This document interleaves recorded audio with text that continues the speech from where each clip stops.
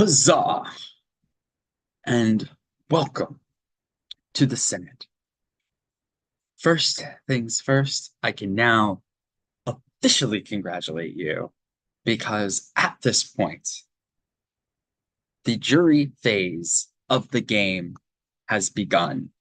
The last pre-juror has been slain in the Colosseum. So from here on out, you will either land on the jury or be a member of the final. So let's start tonight with Vicky. Vicky, you have no vote. How do you play around where you know you don't have no vote? What are you doing here? I don't know. Honestly, if it gets too late, I maybe just like hop off because I have things to do, like catch up on my sleep and my work. No, genuinely, I have uh just been here. Whoever wanted to talk to me was able to talk to me. They gave advice.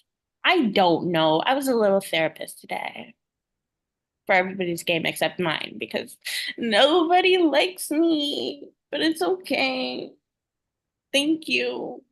Bye. Andrew, you gave quite the expression to Vicky saying nobody likes her. What do you make of that? Like, Vicky's got to be liked, right? I mean, Vicky personally is liked. I think that in game, uh, there have been situations where people have lost trust in Vicky.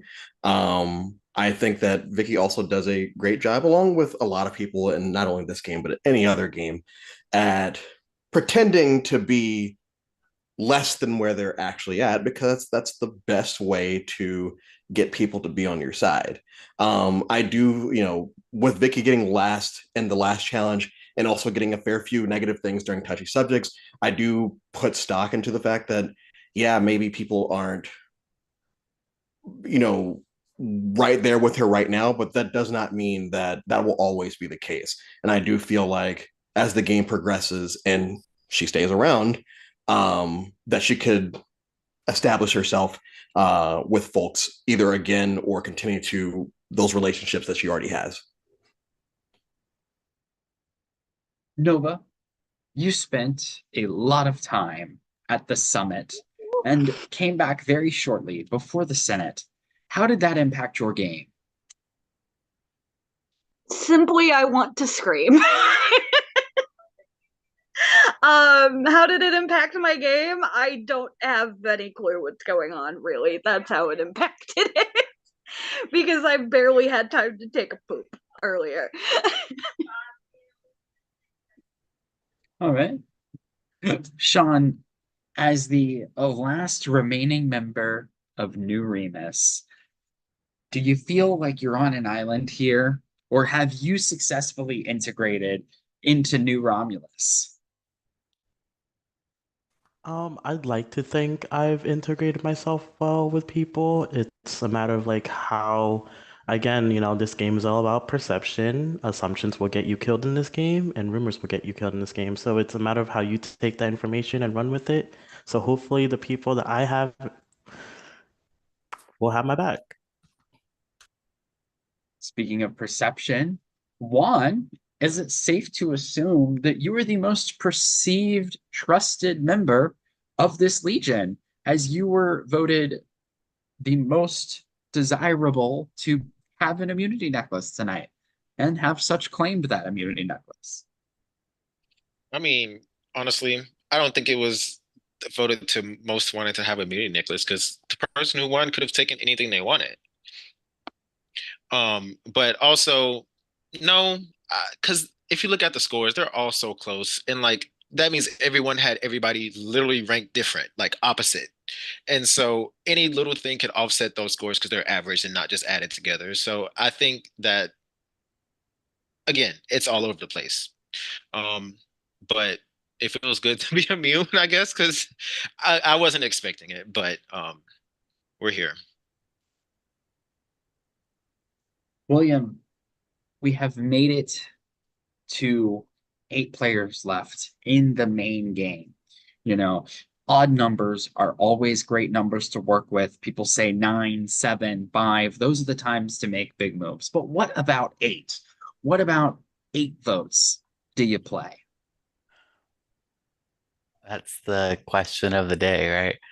I think that we should always be thinking about what moves are possible. And I think bouncing ideas off of people and kind of seeing where you can come to a mutual understanding is best. Because I think everyone plays with self-interest, right? And so how can you align your self-interest with the people that you want to work with to get to the common goal of making it to the end? So Vicky, when it comes to self-interest, when you don't have a vote, are you more trying to convince others what they should do, or are you just trying to avoid it being you? I'm gonna say C and say I'm not really like this round. I really took it. I'm not looking out for my future game, or I'm not looking out for if I get voted out here or not. Um, Not gonna lie, it's been pretty defeated. Like I've been pretty defeated recently.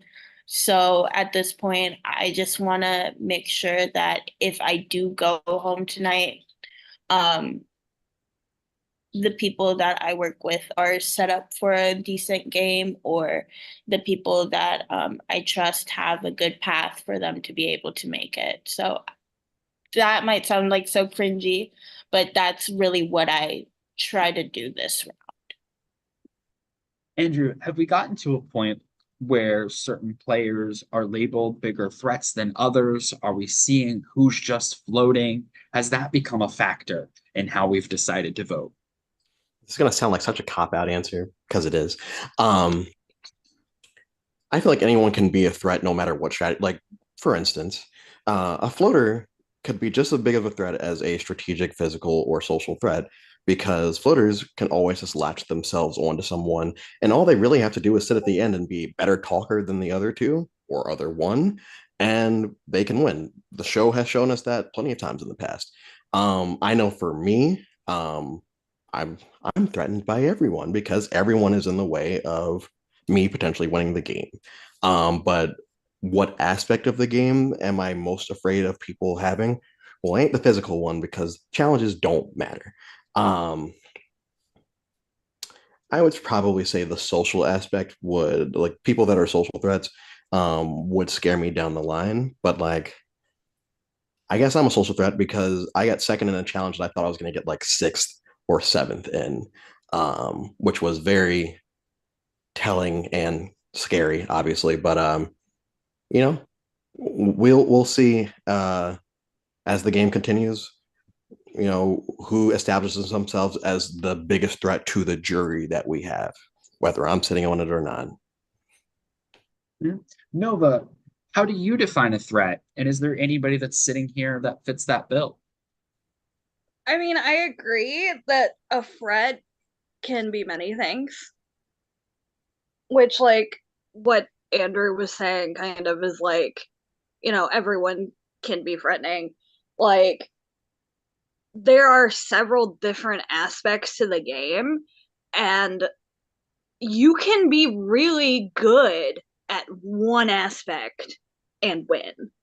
Like, you can be kind of sort of good at everything and win. Like, there's so many ways to be threatening, and there's so many ways to get to the end and do it. And like, I'd say, yeah, everybody here has something threatening.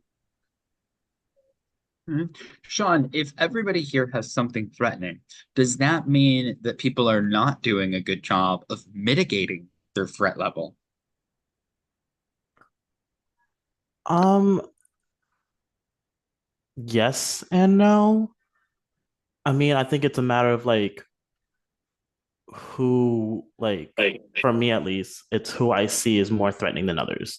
Like, yes, everyone here has an aspect level of threatness, but at the same time, it's who has that shot of making it to the end and complete their case and win this game, in my eyes. One, are we at a point to where it's all about in-game? Are we thinking just about the end, or do we have to get there first? You took the words right out of my mouth before you gave me a chance to say them. You got to get there first. Like the end doesn't matter if you're not there, or like you can be thinking about this now, but the end isn't 5 rounds from now, and next round you might be fucked.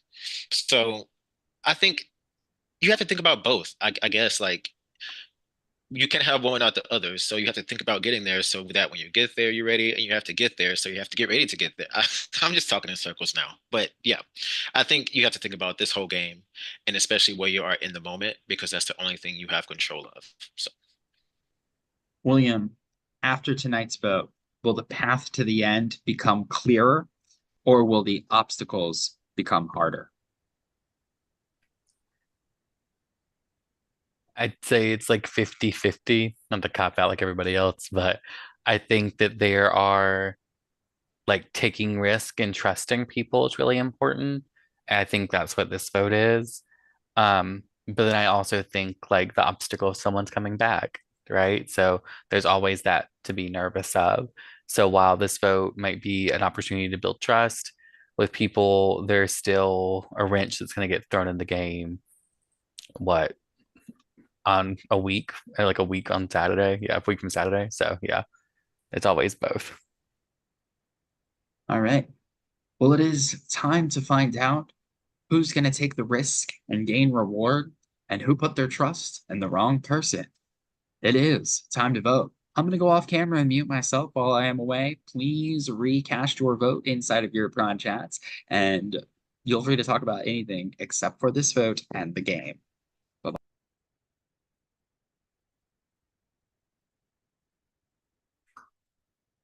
I like to once again shout out my podcast. Grace, Derek. Wait, who's my last one? Grace, Derek, Jackie. That third one's not going to get a shout out. I'm so sorry, Jackie. But yeah, shout out to them.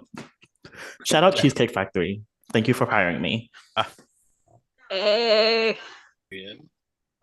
Shout out to the usual shout outs, Chanel, because she that girl. My progress, the J's. Yep, we love all the J names. Even though mine's a fake J name, but shout out to it. What do you mean fake? It doesn't make it's not a fake J name, but you can't hear that it's J. I don't know. I mean, of course it's spelled with a J, but it's not pronounced with a J. I mean, I guess it is in Spanish. But the point is, shout out to the J names.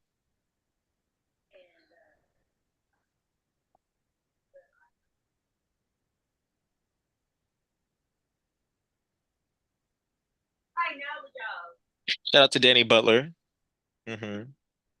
Oh yeah, Amazing Race. Watch Danny. And also shout out from Hunter on Survivor. Shout out to us Mississippians. And Q, I'm not gonna forget you either. I see y'all. Oh, no spoilers, no spoilers. I'm not gonna spoil. I'm just shouting them out because they're from Mississippi. Shout out to Derek for calling me out for forgetting my third podcast. Once again. Womp womp. She doesn't talk in it. So I'm like, Okay. When does The Amazing Race premiere? Tonight. Today, like right now. Oh shit. It's on right now. I hope Danny doesn't go home first. That'd be like my biggest fear. If I ever get on a show to go home, like the actual show, and go home first.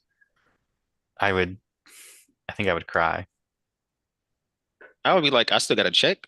So it might have been $5, but I got one. Listen, I just want to make jury so I get the full check. You know what I mean? Because you're there the whole time. Scouting agent on this YouTube watching like, no.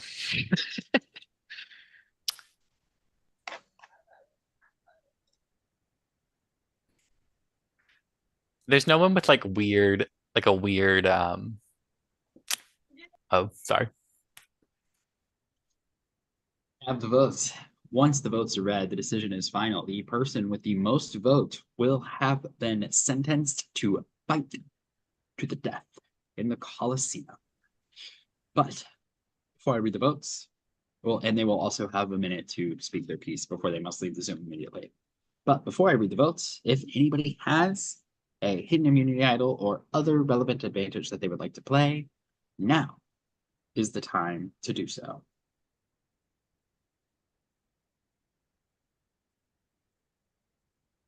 All right. I will read the votes.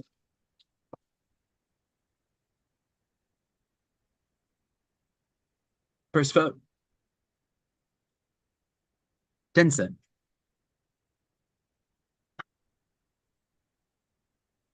Denson. 2 votes, Denson. Sean. Sean. 2 votes, Denson. 2 votes, Sean.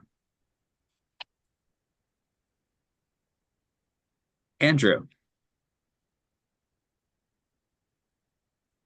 Sean. 3 votes, Sean. 3 votes, Andrew Denson. 2 votes left. Lyndon. 1 vote, Lyndon. 3 votes, Sean. 3 votes, Andrew. 1 vote left. The next player to be sentenced to fight to the death in the Colosseum is Sean. Sean, you may speak your piece. Well, I tried, but at the same time, I'm part of the jury, so I can't wait to see how this game, finishes out. I hope what I told each and every one of you is true. So watch your backs, because if you're next, I'm not gonna pat your back. I'm not gonna comfort you. If I do come back, I guess we'll see it from there. Peace.